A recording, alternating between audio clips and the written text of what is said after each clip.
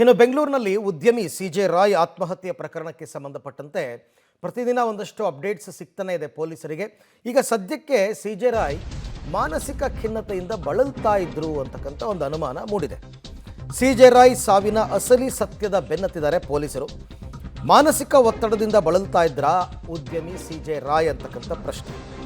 ಮಾನಸಿಕ ಒತ್ತಡದಿಂದ ಚಿಕಿತ್ಸೆಯನ್ನು ಪಡ್ಕೊಳ್ತಾ ಇದ್ರಂತೆ. ಹಾಗಾಗಿ ಸಿಜೆ ರಾಯ್ ಚಿಕಿತ್ಸೆ ಪಡಿತಾ ಇದ್ದ ವೈದ್ಯರನ್ನು ಸಂಪರ್ಕ ಮಾಡೋದಕ್ಕೆ ಪೊಲೀಸರು ಚಿಂತನೆ ನಡೆಸಿದ್ದಾರೆ. ರಾಯ್ ಕನ್ಸಲ್ಟ್ ಮಾಡ್ತಾ ಇದ್ದ ವೈದ್ಯರಿಂದ ಮಾಹಿತಿಯನ್ನು ಪಡೆಯೋದಕ್ಕೆ ಏನಾಗಿತ್ತು, ಏನು ಪ್ರಾಬ್ಲಮ್ಮು, ಯಾವ ಥರ ಒತ್ತಡ ಇದ್ದು, ಯಾಕೆ ಖಿನ್ನತೆ, ಯಾಕೆ ಮಾನಸಿಕ ಒತ್ತಡ ಎಲ್ಲ ಮಾಹಿತಿ ಪಡ್ಕೊಳ್ಳೋದಕ್ಕೆ. ಮತ್ತೊಂದು ಕಡೆ ಇವರು ಸುಸೈಡ್ ಮಾಡಿಕೊಂಡಾಗ IT ಅಧಿಕಾರಿಗಳಿದ್ರಲ್ಲ ಅಲ್ಲೇ ಆಫೀಸಲ್ಲಿ, ಅವರು ಕೇರಳದವರು ಮೂಲತಃ, ಬೆಂಗಳೂರು ಬಿಟ್ಟು ತೆರಳದಂತೆ ಅವರಿಗೆ ಸೂಚನೆಯನ್ನು ಕೊಟ್ಟಿದ್ದಾರಂತೆ. ಅಂದರೆ ನಾವು ಹೇಳೋ ತನಕ ನೀವು ಬೆಂಗಳೂರಿನಲ್ಲೇ ಇರಬೇಕು. ಒಂದು ವೇಳೆ ಕಿರುಕುಳ ಕೊಟ್ಟಿರೋದೇನಾದರೂ ಸಾಬೀತಾದರೆ IT ಅಧಿಕಾರಿಗಳನ್ನು ಮುಲಾಜಿಲ್ದೇ SIT ಅವರು ವಿಚಾರಣೆ ಮಾಡ್ತಾರೆ.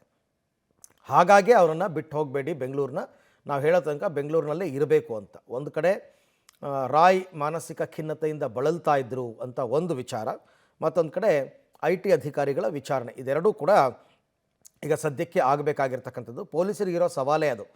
ರಾಯ್ ಆತ್ಮಹತ್ಯೆಗೆ ಕಾರಣ ಏನು, ಇದೊಂದು ವಿಚಾರದ ಬಗ್ಗೆ ಕ್ಲಾರಿಟಿಯನ್ನು ಕೊಡಬೇಕು.